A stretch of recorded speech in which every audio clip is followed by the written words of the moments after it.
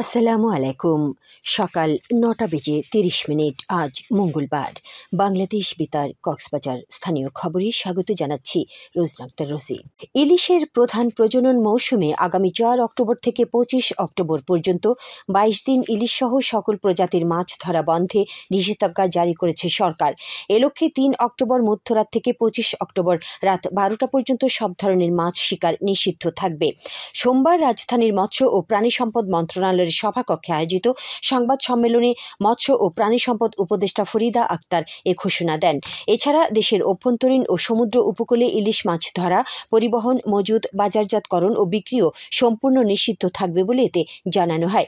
এদিকে গতকাল কক্সবাজার জেলা প্রশাসকের কার্যালয়ের সম্মেলন কক্ষে জেলা প্রশাসন ও জেলা মৎস্য অধিদপ্তরের যৌথ উদ্যোগে মা ইলিশ সংরক্ষণ অভিযান সফল করতে ইলিশ সম্পদ উন্নয়ন সংক্রান্ত জেলা টাস্কফোর্স কমিটির সভা অনুষ্ঠিত হয়েছে।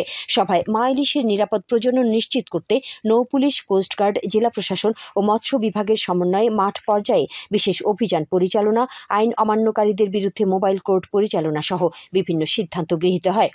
এছাড়া মাছ আহরণ নিষিদ্ধকালীন জেলার ২৬,২৮০টি জেলে পরিবারকে ২৫ কেজি করে ৬৫৭ মেট্রিক টন ভিজিএফ চাল দেওয়া হবে বলে সভায় জানানো হয়। নবাগত জেলা প্রশাসক মোহাম্মদ আব্দুল মান্নানের সভাপতিত্বে এতে সরকারি বিভিন্ন দপ্তরের কর্মকর্তা, কোস্টগার্ড, জেলা বোট মালিক সমিতি, মৎস্যজীবী সমিতির নেতৃবৃন্দ সহ জেলে প্রতিনিধিরা উপস্থিত ছিলেন। সনাতন ধর্মাবলম্বীদের অন্যতম মহোৎসব শারদীয় দুর্গাপূজার মহাষ্টমী আজ। অষ্টমী পূজার মূল আকর্ষণই হল কুমারী পূজা।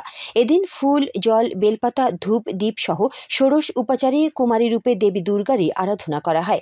সকাল থেকে দেবী দুর্গার মহাষ্টমী কল্পারম্ভ ও বিহিত পূজা শুরু হয়েছে। হিন্দু শাস্ত্রমতে ১ থেকে ১৬ বছরের অজাত পুষ্প সুলক্ষণা ব্রাহ্মণ বা অন্য গোত্রের অবিবাহিত কুমারী নারীকে দেবী জ্ঞানে পূজা করা হয়।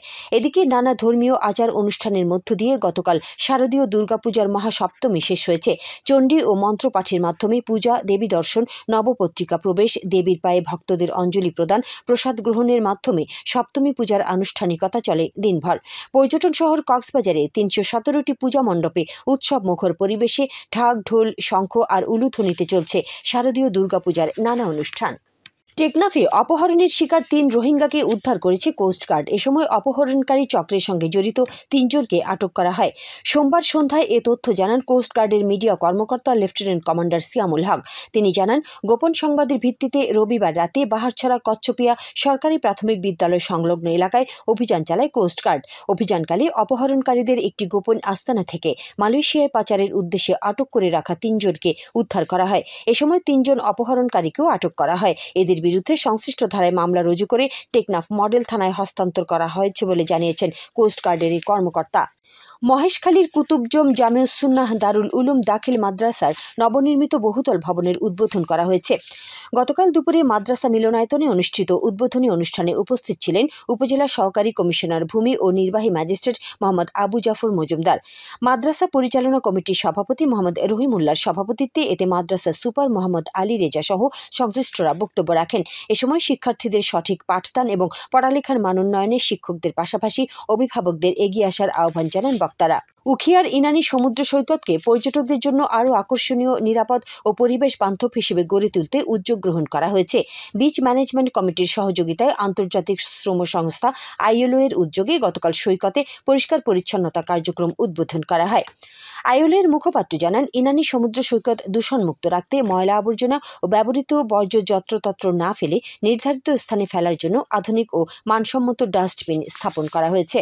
উখিয়া ও টেকনাফ উপজেলার ২০০ স্থানীয় ফুটবল খেলোয়াড়দের ৩ মাসব্যাপী প্রশিক্ষণ দেওয়া হয়েছে। গতকাল কোস্ট ফাউন্ডেশনের উদ্যোগে পালংখালী ইউনিয়নের থাইংখালী উচ্চ বিদ্যালয় মাঠে আনুষ্ঠানিকভাবে এ প্রশিক্ষণ কর্মসূচির উদ্বোধন করা হয়। সংস্থাটির আঞ্চলিক টিম লিডার জাহাঙ্গীর আলমের সভাপতিত্বে এতে উপস্থিত ছিলেন উপজেলা পরিষদের সাবেক চেয়ারম্যান সরার জাহান চৌধুরী। এ সময় ৮ APBN এর সহকারী police super Abdul Jalil, save the কক্সবাজারের চেয়ারম্যান সাংবাদিক তৌহিদ বেলাল সহ অন্যান্যরা উপস্থিত ছিলেন। স্থানীয় খেলোয়াড়দের দক্ষতা অর্জন ও জাতীয় মানের খেলার কৌশল শিখিয়ে দেওয়ার জন্য এ প্রশিক্ষণের উদ্যোগ নেওয়া হয় বলে জানিয়েছে আয়োজকরা। প্রশিক্ষণে ৮০ জন নারী খেলোয়াড় অংশ নেন। কক্সবাজার সদর উপজেলার চৌফলদণ্ডিতে ছুরিকাঘাতে প্রাণ হারিয়েছেন হাফেজ আমজাদ হোসেন নামের এক যুবক। ইউনিয়নের নতুন মহাল বাজারে কয়েকজন দুর্বৃত্ত গত রাতে প্রকাশ্যে হামলা চালায়। স্থানীয়রা জানান, জমি সংক্রান্ত বিরোধের জের ধরে ঘটনাটি ঘটানো হয়। গুরুতর আহত আমজাদ হাসপাতালে নেয়ার পথে মারা যান। কক্সবাজার সদর মডেল থানার ওসি ইলিয়াস খান জানান, ঘটনাস্থলে পুলিশ গিয়ে মরদেহ উদ্ধার করেছে। এ ঘটনায় একজনকে আটক করা হয়েছে। আবহাওয়া এখন জানিয়ে দিচ্ছি বাঁকখালী নদীর মোহনা ও সংলগ্ন এলাকার সামুদ্রিক জোয়ার ভাটার সময়সূচি। আজ জোয়ার শুরু হবে সকাল 9:43 চলবে বিকেল 3:35 পর্যন্ত। সবশেষে পর্যটক বার্তা।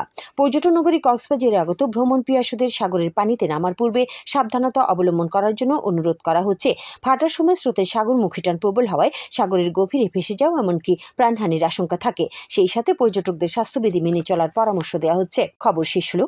আমাদের পরবর্তী খবর প্রচারিত হবে আজ দুপুর 2:30